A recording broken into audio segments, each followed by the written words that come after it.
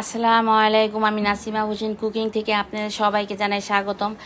আজ আপনাদের জন্য দুর্দান্ত একটি মজাদার রেসিপি নিয়ে আসলাম। কাঁঠাল দিয়ে দুধ কলাই পিঠা কিভাবে বানাবো সেটি আপনাদের সাথে শেয়ার করব। অল্প কিছু উপকরণ দিয়ে সহজভাবে এই পিঠাটা বানিয়ে আজকে আপনাদেরকে দেখাবো। ভিডিওটি ভালো লাগলে লাইক শেয়ার কমেন্ট করতে ভুলবেন না। আর যারা এখনও চ্যানেলটিতে সাবস্ক্রাইব করেন নাই, সাবস্ক্রাইব করার জন্য অনুরোধ রইল।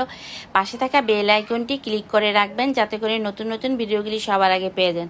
ভিডিওটা প্রথম থেকে শেষ পর্যন্ত দেখবেন এবং আমার পাশে থাকবেন। আমি একটা পিঠা ভেঙে দেখাচ্ছি। এই পিঠাটা খেতে অসম্ভব মজা, ক্ষীরে ভরা পিঠাটা।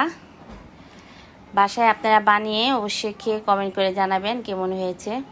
দেখুন কত সুন্দর, অসম্ভব মজা। এতটা যে মজা হয় আমি নিজে জানতাম না। পিঠাটা বানিয়ে খেয়ে দেখলাম অনেকই মজা। চলুন মূল ভিডিওতে চলে যায়। আমি একটা কড়াই নিয়েছি, কড়াইতে আমি দুধ দিব।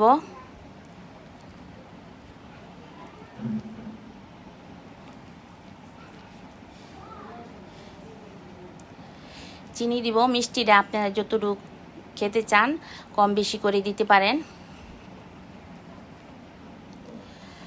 আমি 2টা এলাচ মুখটা ফাটিয়ে দিয়ে দিব, যাতে করে এলাচের ফ্লেভারটা দুধে এবং ভালো করে যায়।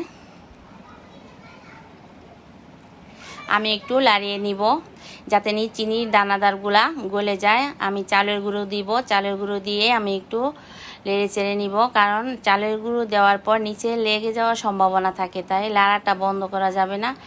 আমার খিসাটা হয়ে গেছে গা।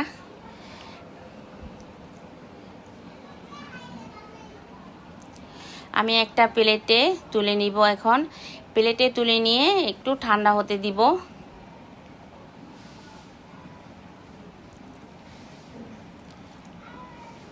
আমি একটা কড়াই নিয়েছি।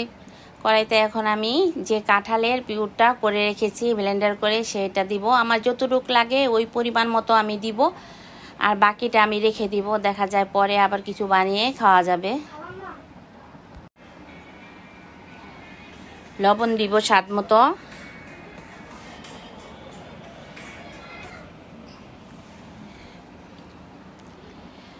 আমি এখন চালের গুঁড়ো দিব। চালের গুঁড়ো দিয়ে আমি এই পিউরটার সাথে, কাঁঠালের এই পিউরটার সাথে আমি ভালো করে মিক্স করে নিব। আমি কোনো পানি দিব না। কাঁঠালের এই পিউরটার মধ্যে যে রস আছে সেই রস দিয়ে আমি পুরা এই চালের গুঁড়িটা সিদ্ধ করে নিব। চালের গুঁড়িটা আমার সিদ্ধ করা হয়ে গেছে। এখন আমি তুলে নিব।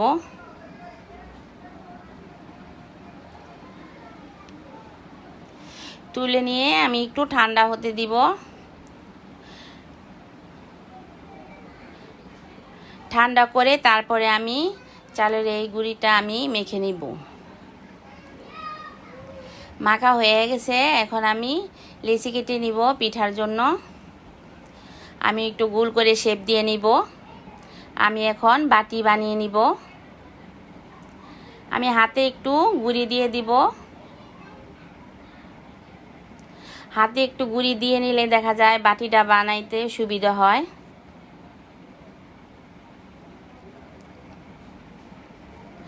বাটিটা বানানো হয়ে গেছে। এখন আমি যে খিসাটা রান্না করে রেখেছি সেই খিসাটা আমি পরিমাণ মতো দিয়ে আমি পিঠাটা বানিয়ে নিব। বেশি দিলে দেখা যায় মুখটা লাগাইতে অসুবিধা হবে, মুখটা লাগবে না। পরিমাণ মতোই দিতে হবে। চাটগুলো চাপ দিয়ে আমি মুখটা লাগিয়ে দিব। এখন আমি একটু ডিজাইন করে নিব।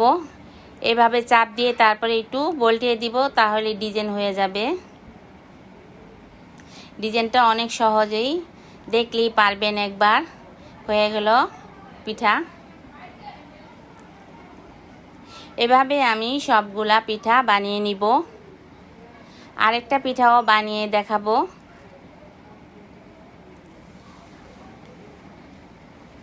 আমি একটু গুঁড়ি দিয়ে নিব।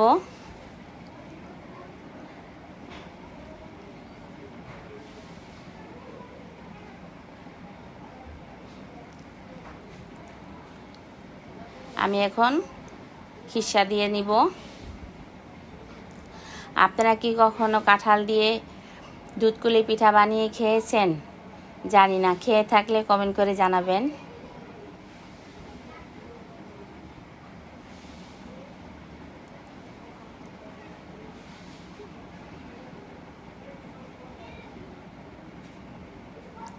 আমি এখন ডিজাইন করে নিব।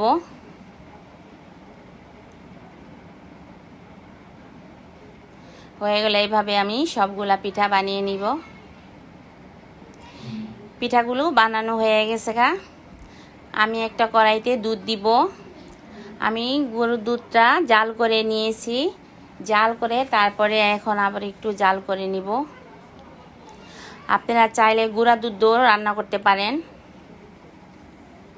আমি চিনি দিব। মিষ্টিটা আপনি যতটুকু খেতে পছন্দ করেন ওই পরিমাণ মতো কম বেশি করে দিবেন। একটু লবণ দিব।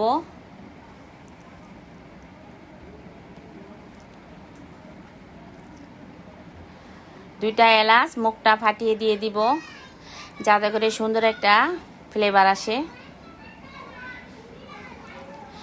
দুধটা ঘন হয়ে গেছে, শিরা তোলা হয়ে গেছে। এখন আমি পিঠাগুলি দিয়ে দিব। পিঠাগুলি দিয়ে আমি 5 মিনিটের মতো রান্না করে নিব।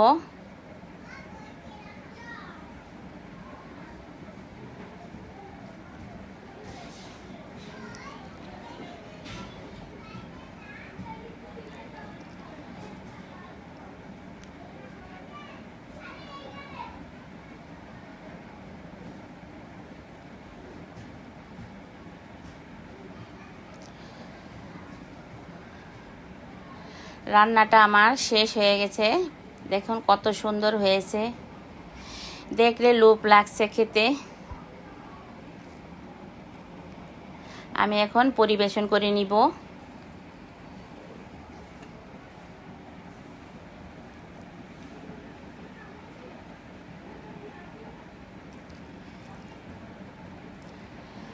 আমি পরিবেশন করে নিলাম। ভিডিওটি কেমন লাগলো অবশ্যই কমেন্ট করে জানাবেন। ভালো লাগলে লাইক শেয়ার কমেন্ট করতে ভুলবেন না।